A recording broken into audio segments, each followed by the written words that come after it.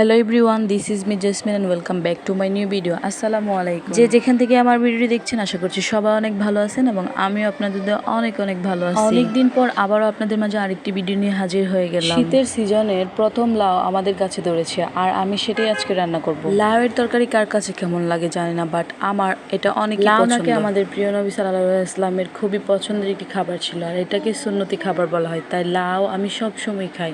এটা শরীরের অনেক রোগের জন্য লাউটা রান্না করেছিলাম হচ্ছে শোল মাছ আর বোয়াল মাছ দিয়ে।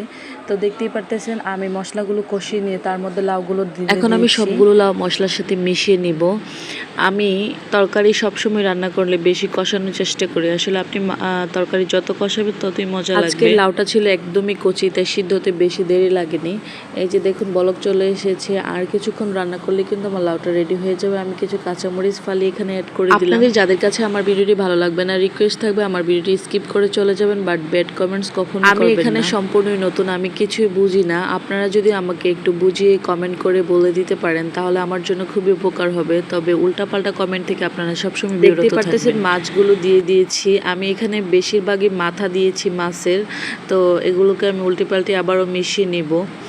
আসলে শোল মাছ বা বোয়াল মাছ এগুলো কিন্তু আমাদের বিলের মাছ, আর এগুলো জানেনই তো বাঙালির পছন্দের একটি মাছ।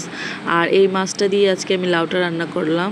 খেতে খুবই টেস্ট হয়েছিল আর আমার তরকারিটা প্রায় রান্না শেষ। লাউগুলো কিন্তু একদম গলে গিয়েছে, মিশে গিয়েছে, আর এটা খেতে খুবই সুস্বাদু হয়েছিল। দেখতেই পারতেছেন কতটা লোভনীয় হয়েছে। ভিডিওটি যদি ভালো লাগে অবশ্যই আমার ভিডিওতে লাইক কমেন্ট শেয়ার করতে ভুলবেন না। দেখা হবে আবারও পরবর্তী কোনো ভিডিও নিয়ে। ততক্ষণ পর্যন্ত আপনারা সবাই অনেক ভালো থাকবেন। আসসালামু আলাইকুম।